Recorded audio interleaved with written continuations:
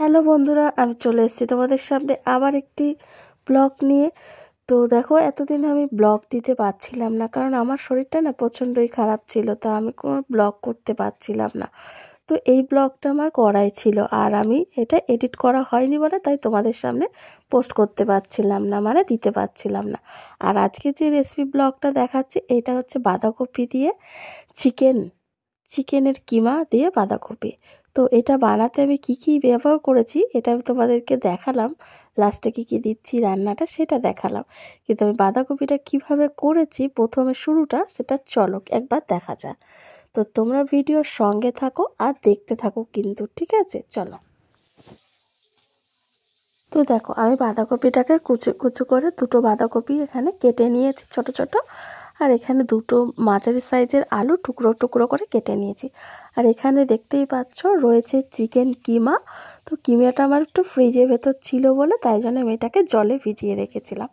আর এখানে নিয়েছি একটা প্রেশার কুকার। কেন নিয়েছি? কারণ বাঁধাকপিটা আমি একটু প্রেশার কুকারে সেদ্ধ করে নেবো, যাতে বয়লিং করলে বাঁধাকপিটা নরমও হয়ে যায় আর তাড়াতাড়ি রান্নাটা হয়ে যায়। আমি চাইলে এটা কড়াইও সেদ্ধ করতে পারি, কিন্তু কি বলো তো, আমি প্রেশার কুকারে সেদ্ধ করে নেব, আর এটা হচ্ছে তাড়াতাড়ি হয়ে যাবে। তাড়াতাড়ি এটা হয়ে যাওয়ার জন্য আমি প্রেশার কুকারে বাঁধাকপিটা দিয়ে দিয়েছি। তো প্রেশার কুকারে এখানটা একটু বসিয়ে দিয়েছি। আর এখানে আমার লাগছে যে চিকেন কিমাটা আমি ধুয়ে ভালো করে রেখে দিয়েছি। আর এখানে রয়েছে হলুদ গুঁড়ো, আর রয়েছে আদা রসুন কুচি, আর রয়েছে ধনে পাতা, তোমরা দেখতেই পাচ্ছ। আর এখানে রয়েছে পেঁয়াজ কুচি, টমেটো, আর এখানে সর্ষের তেল, আর রয়েছে ধনের গুঁড়ো, জিরের গুঁড়ো, আর লঙ্কার গুঁড়ো এটা রয়েছে। আর আমি এখানে একটা মিক্সিং জার নিয়ে নিয়েছি। মিক্সিং জারে আমি এখানে আদা আর রসুন, পেঁয়াজ, কিছুটা আমি পেঁয়াজ আর কিছুটা রসুন, আর এখানে রয়েছে আমি কিছুটা রেখেও দিয়েছি টুকরো, যেটা আমি ভেজে দেবো। তো এখানে আমি যে মশলাটা একটু পেস্ট করে নিলাম। আর এখানে আমার বাঁধাকপিটা দেখো সেদ্ধ হয়ে গেছে। প্রেশার কুকারটা নামিয়ে আমি কড়াই বসিয়ে দিয়েছি, আর এখানে দিয়ে দিচ্ছি সর্ষের তেল। তো সর্ষের তেলটা কিছুক্ষণ গরম হওয়ার পর আমি এখানে দিয়ে দিলাম জিরে ফোড়ন, আর দিলাম দুটো তেজপাতা। এবার দেওয়ার পর আমি তেলটাকে ভালো করে গরম করে নিচ্ছি। দেখো গরম হয়েও গেছে, ধোঁয়া ছাড়তে শুরু করে দিয়েছে। আর আলুগুলোকে আমি একটু ভালো করে ভেজে নিচ্ছি। তো আলুগুলোকে খুব ভালো করে ভাজতে হবে যাতে লাল লাল হয়। আর এর মধ্যে একটু নুন দিয়ে দিলাম, আর দিয়ে দিলাম হচ্ছে হলুদ গুঁড়ো। এবার দিয়ে ভালো করে একটু নেড়ে নিচ্ছি যাতে মশলাটা মানে নুনটা আলুর মধ্যে ঢোকে। এবার আমি পরপর ভালো করে আলুটাকে ভাজতে শুরু করে দিচ্ছি 3-4 বার করে। আর দেখো এবার দিয়ে দিচ্ছি পেঁয়াজ কুচি আর টমেটো কুচি। তো পেঁয়াজ কুচি আর টমেটো কুচি আমি কিছুটা বেটে নিয়েছিলাম, তোমাদেরকে দেখালাম। আর কিছুটা আমি গোটায় রেখে দিয়েছি, যাতে পেঁয়াজটা একটু থাকলে গোটা গোটা থাকলে মুখে লাগে, খেতে ভালো লাগে। টমেটোটাও তাই। তো এখানে একটা মাঝারি সাইজের টমেটোই দিয়ে দিয়েছিলাম, পুরো হাফ আমি বেটেছি আর হাফ আমি এর মধ্যে কুচি দিয়ে দিয়েছি। আর দেওয়ার পর এটাকে আমি ভালো করে নেড়ে নিচ্ছি যাতে পেঁয়াজটা নরম হয়ে যায়।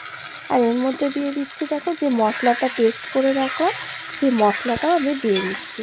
তো মশলাটা দেওয়ার ভালো করে একটু নাড়াচাড়া করে নিচ্ছি। আর দেখো মশলাটাও ভেজে ভেজে পুরো ভেজে নিচ্ছি একদম। নেওয়ার পর আমি এখানে দিয়ে দিলাম জিরের গুঁড়ো, আর দিয়ে দিচ্ছি দেখো যে গুঁড়ো মশলাগুলো, সেগুলো সবই আমি আস্তে আস্তে দিয়ে দিচ্ছি। হলুদ গুঁড়ো দিয়ে দিলাম। এবার এখানে যে জিরের গুঁড়ো আমি 1 চামচ দিয়ে দিলাম, আবার 1/2 চামচ দিয়ে দিলাম। এই যে লঙ্কার গুঁড়ো দিলাম, আর ধনের গুঁড়োও দিয়ে দিয়েছি। তো ধনের গুঁড়ো আমি 1 চামচ করেই নিয়েছিলাম। যে মশলাগুলো, সেই মশলাগুলোকে দিয়ে আমি ভালো করে একটু মশলাগুলোকে ভেজে নিচ্ছি। দেখো ভালো করে মশলা যদি আমরা না ভাজি তাহলে একটা মশলার গন্ধ চলে আসে। আর দেখো মশলাটাকে ভাজার পর একটা তেল ছড়িয়ে আসে, মশলাটাকে যে তেলটা বেরায় সেটাই মানে দেখতে কালারটা এতটাই সুন্দর লাগে যে খেতে মানে টেস্টি হবে।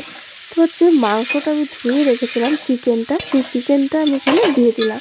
চিকেনটা দেওয়ার পর আমি ভালো করে দেখো কষিয়ে নিচ্ছি। আর কড়াইয়ে দেখো আমার মশলাটা লেগে যাচ্ছে, তার মানে আমার মশলাটা ভালো হয়ে গেছে ভাজা। মশলা আমার চিকেন আর মশলা আলু ভালো করে ভেজে এবার যে সেদ্ধ করা বাঁধাকপিটা সেটা আমি জল ঝরিয়ে নিয়েছিলাম। এবার আমি এর মধ্যে কষিয়ে যে ভালো করে আরেকটু কষিয়ে নিলাম। কষিয়ে নেওয়ার পর দেখো একদম মানে কষানোর ভালো হয়ে গেছে। এবার আমি বাঁধাকপিটা দিয়ে একটু নাড়তে থাকবো যাতে বাঁধাকপির মধ্যে পুরো মশলাটা ঢুকে যায়। আর বাঁধাকপিটা ভালো করে নেড়ে দেখো একদম নেড়ে নিয়েছি। নেড়ে কিছুক্ষণ নাড়তে হবে। এবার আমি পরিমাণ মতো নুন দিয়ে দিলাম। নুনটা যেহেতু আমি পরেই দিলাম, কারণ দেখো নুনটা আগে আমি দিইনি, আর নুনটা এখন দিলাম মানে বাঁধাকপিটার মধ্যে পুরো তাহলে রয়ে গেল। মানে আমি যদি আলুর সঙ্গে তখন নুন দিতাম তাহলে জিনিসটা কী বলো তো বাঁধাকপির মধ্যে মানে হতো না। তা এখন আমি দিয়ে দিয়েছি নুনটা, তো এখানে বাঁধাকপি আলু পুরো মশলা তার মধ্যেই পুরো মিক্সড হয়ে যাবে। আর যে কাঁচা লঙ্কা দেখতে পাচ্ছ আমি গোটা গোটা কাঁচা লঙ্কা দিয়ে দিলাম। যেহেতু যে ঝাল পছন্দ করে সে ওই কাঁচা লঙ্কা কামড় দিয়ে খেতে পারবে। তো কাঁচা লঙ্কাগুলোকে আমি ছিঁড়ে দিইনি, কারণ ছিঁড়ে দিলে তাহলে কী হবে বলো তো ঝালটা আরও বেশি হয়ে যাবে। যেহেতু আমি এখানে লাল লঙ্কার গুঁড়ো দিয়ে দিয়েছি একটু ঝাল, তো আর বেশি ঝাল দেওয়া যাবে না। এবার আমি নামানো হয়ে যাচ্ছে, মানে আমার এটা বাঁধাকপিটা প্রায় কমপ্লিট মানে হয়ে গেল। তো বাঁধাকপিটা কমপ্লিট হওয়ার পর আমার এখানে যে ধনেপাতা কুচিটা রেখেছি সেই ধনেপাতা কুচিটাও দিয়ে দিলাম। আর এখানে দিয়ে দিলাম কি একটু মিষ্টি। তো সব জিনিসে দেখো নুন মিষ্টিটা তো আগেই দরকার, নুন মিষ্টি না হলে খাবারের কোনো স্বাদই মানে হয় না।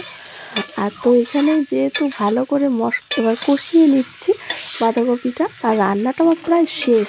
দেখো আমরা তো অনেক রকমই খেয়েছি, বাঁধাকপি গোটা গোটা চিকেন দিয়েও খেতেছি, অনেক রকমই খেয়েছি। আমরা মাছের মাথা দিয়ে চিকেন খাই, এই বাঁধাকপি খাই, তো খেতে ভালোই লাগে।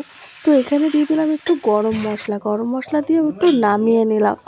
নামিয়ে এবার এটাকে আমি বাটির মধ্যে ভালো করে সার্ভ করে নিচ্ছি, যাতে আমার রান্নাটা হয়ে গেল কমপ্লিট। আর তোমরাও বাড়িতে এটা ট্রাই করো, দেখো কেমন লাগে। যদি ভালো লাগে তাহলে ভিডিওটা অবশ্যই দেখো, আর চ্যানেলটা একটা সাবস্ক্রাইব করে দিল। তো চলো আবার নেক্সট ব্লগে তোমাদের সঙ্গে দেখা হচ্ছে। টাটা।